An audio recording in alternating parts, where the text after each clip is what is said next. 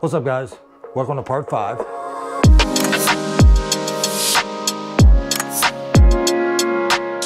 The last time you saw Nathan working on this rod, he had most of his guides wrapped. In the meantime, he has finished his wrap of his guides. We put on hook keeper. We did a few trim wraps. We played with a butt wrap here with a little sparkle. And now we need to do the final alignment of the guides before we put the epoxy on. What I normally do is I'll have it, again, we've moved inside because this is a dusty, sensitive part of this. You don't want dust in your epoxy. It'll be there forever. So we moved in the rod shop here. We put it on one of my power wrappers, but we're not using the power. We put it in the wrapper, stood up over it, and just lined up the guides down the blank so they're nice and straight and close. We tried to play with lights and cameras so you can see what's going on here. What you're gonna do is you're gonna pick it up, and what I like to do is find a light background, and I'm gonna look down the blank and make sure I have my guides lined up pretty straight. So anytime it's not perfect, you just can slide them underneath the thread, and you can slide them until you put the epoxy on them. You can still slide them. We're back in action. Pardon the technical difficulty. When we left you, we were still adjusting these guides. Now we're gonna flip the lights on. Hit that light switch back over there, Nathan, just so I can see. And what you're gonna do is you're gonna line all the guides up, and it's really easy to do when you're on a white blank and dark guide. So the top one is a little out, and you just move it a little bit at the time. The top two are still a hair out. And we're moving them just a hair left. This is a really tedious process, guys, so we're probably gonna fast forward through part of this till we get it right.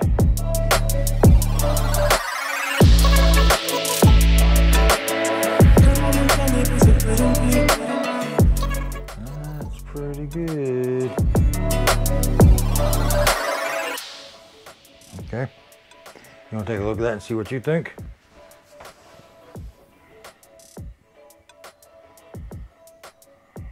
That looks pretty good. They all kind of line up into each other and make themselves one. Yeah, if you get them right, they do look like one. So, all right, duck, and throw them back in here just to make it easy for us to hang on to. Don't do anything yet. Oh, you got a guide? No. Yeti? No, I was just gonna drop them down. Yeah, you can drop them. Now we have everything lined up. We put them back in my wrapper here just to hold things down. This is a spot where you're definitely going to want to be careful on the dining room table. Put an old towel underneath you with your stands. Because what you're going to do is we're going to start mixing this epoxy. And epoxy and nice dining room table finishes don't go together very well. Now these mixing cups come in your kit. You have epoxy, 2-part epoxy, clear, and 2 syringes that are measured. You're going to want to mix at least probably 3 milliliters of each at once to make sure you get a good ratio, because it's 1-to-1. But if you try to do really small batches, it gets out of whack. It doesn't harden all the way or cooks off too quick. It just causes you a lot of problems. So you're going to need both parts of your epoxy. You're going to need a little stirry stick, which came in your kit. We only need one of them. You're going to need a little model paintbrush.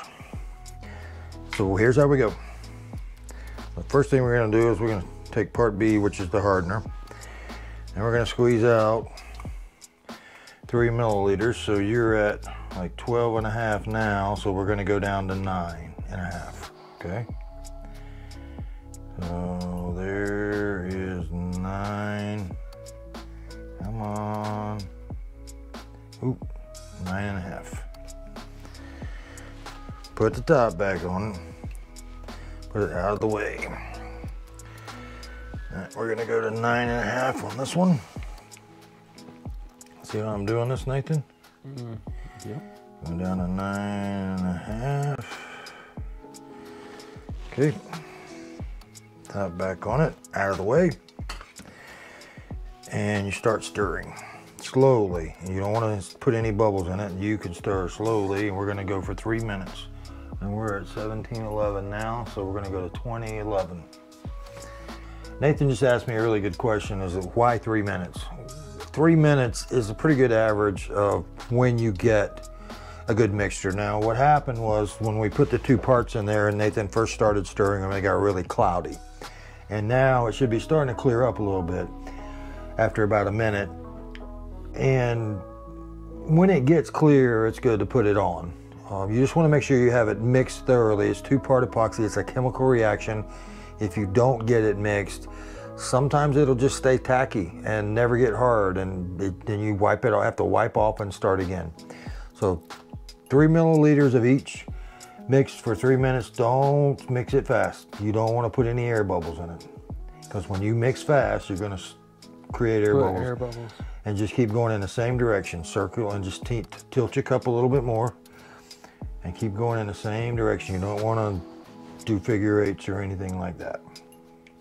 So far it turned clear and it's just got maybe a little streaks in it. I'm starting to see you got to get rid of all the streaks. All right, you got it clear?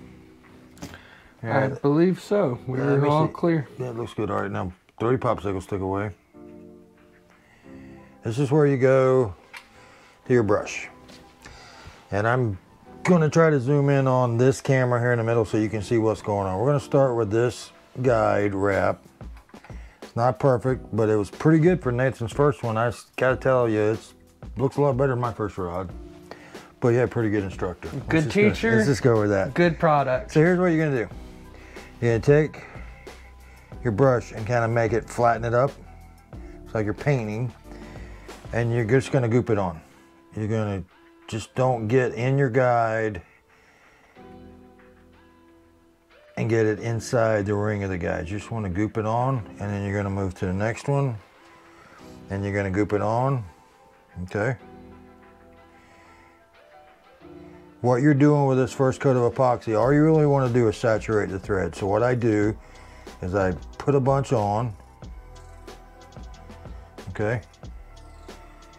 And then I'm going to come back and scrape off the excess, because you don't want a big old glob on there. And then it'll dry, it'll harden overnight. And then we'll come back and we'll put a second coat on. But you want to make those really pretty thin, perfect wraps with epoxy on them you see on high-end rods, you do it with 2 coats. So you're going to do 1 coat, goop it on it, and come back and wipe it right back off. Okay? Okay. So I've done these 2. Work on these. And what you want to do is goop it on there. And remember, you got a left hand on a rod. You just turn. Right hand on the brush. Oh, you have to get square with that, so you don't want to coat the guide itself. Now, I don't know if you noticed, but I was holding it between 2 fingers. I had my pinky resting on the blank, and that was just to stabilize. There you go.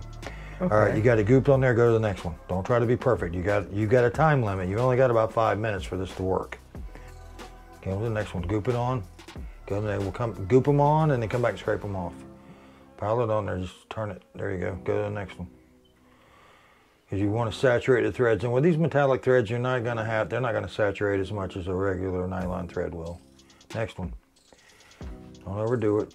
And you're going to put a little bit on your tip top too. Right on the, spin it. Next one.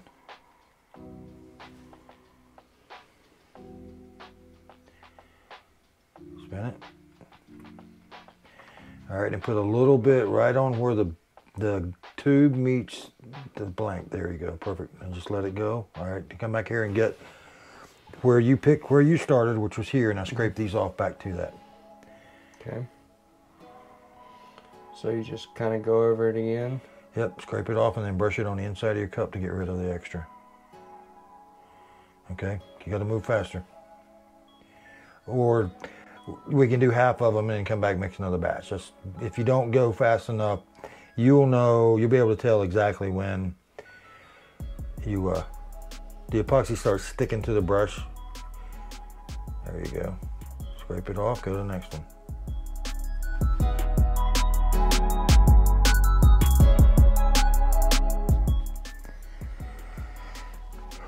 Now you got a few bubbles. One way to get these bubbles out, I don't know how much we got, but now we've got all of the thread coated in epoxy and the bulk of it scraped off. We're going to put a little bit more on this because I don't like the way some of this looks.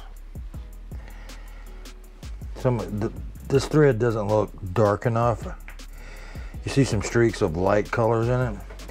That's thread that's not saturated. So I'm going to slow down and not scrape it off quite as much. Drips pop off of aluminum. They don't pop off a dining room table so good. I'm not so much worried about a drip on this aluminum frame. A scraper would take easy work. Actually, you can pop it off with a razor knife or a razor blade. It pops right off. It doesn't stick to the aluminum, but it will stick to a dining room table. Okay, now at the moment we don't know if we need any more, so we're going to park this over here. And this is where you would put it on your dryer. You know, the little spin dryer you have down there. We could transfer it to it, but we're going to cheat, and you're going to pick up some noise here, guys. And we're going to go to dry.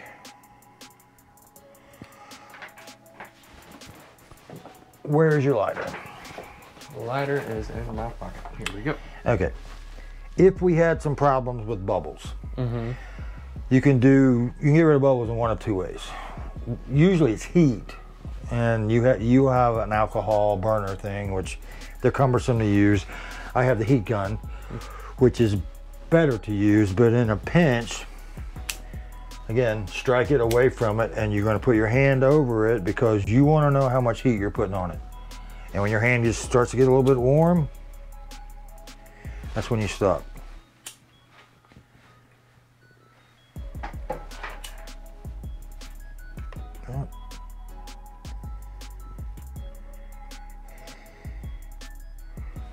All the bubbles. The rest of them. Start gets hot on your hand, you got too much heat on it.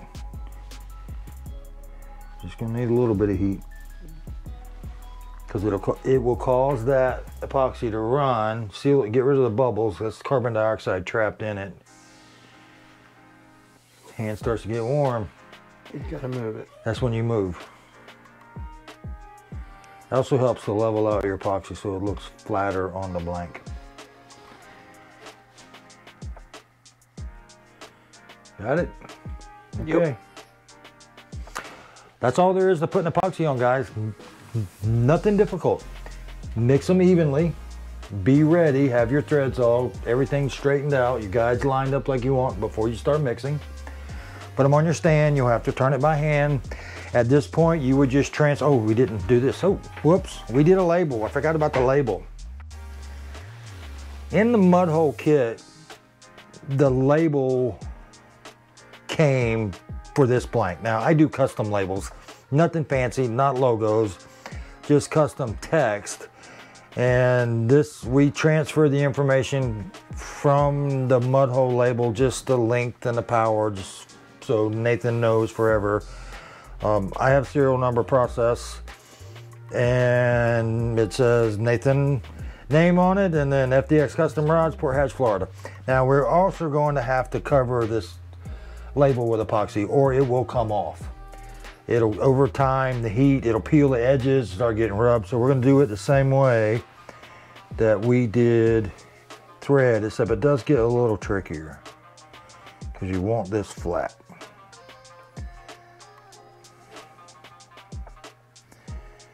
Now what I'm doing here is I'm just brushing over the entire length of the label. Make sure I've got a good coat of epoxy. And I'm gonna come back and I'm gonna do an end with a nice straight edge on it. And I'm gonna go all the way between, I'll fill that in all the way back to the wrap for the hook keeper. So it's one solid. Yeah, it's just one solid. And I'm scraping.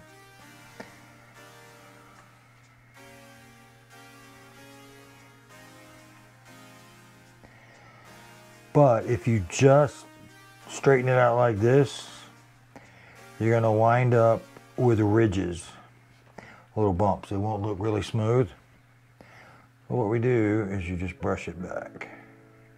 And as this rod turns, any ridges that run this way eventually get smoothed out by the turning and the falling. Because the reason this is turning is this, if we stopped, all this epoxy is gonna run to the bottom. Since we're not stopped and we're turning, it's still trying to run to the bottom, but it's evening out everything as we go. Now you see this has picked up some bubbles. We had some bubbles, so you can see it in the epoxy itself, the tiny little air bubbles. Yeah. So hold on to that. I'm gonna fix this.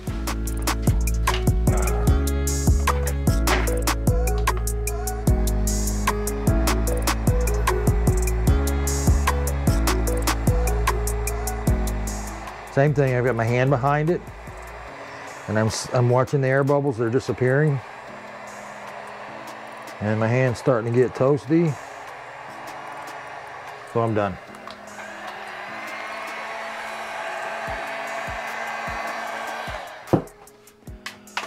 That was it. So this is it for part 5. We'll come back one more time with a final touch-up of epoxy. But this rod is complete. We're gonna do a few other things, so we'll come back for one more part just so I can show you some rod ramps and a little more advanced stuff to how to make some transitions. But any questions, anything you wanna add? I'm ready to fish for this. So this is going to be fished for the first time March 19th. March 19th. At Lunker's Lunch and Lies. So if you don't know what that's about, check out this video. And as always, thanks for watching. Tight lines, everybody. We'll see you next time.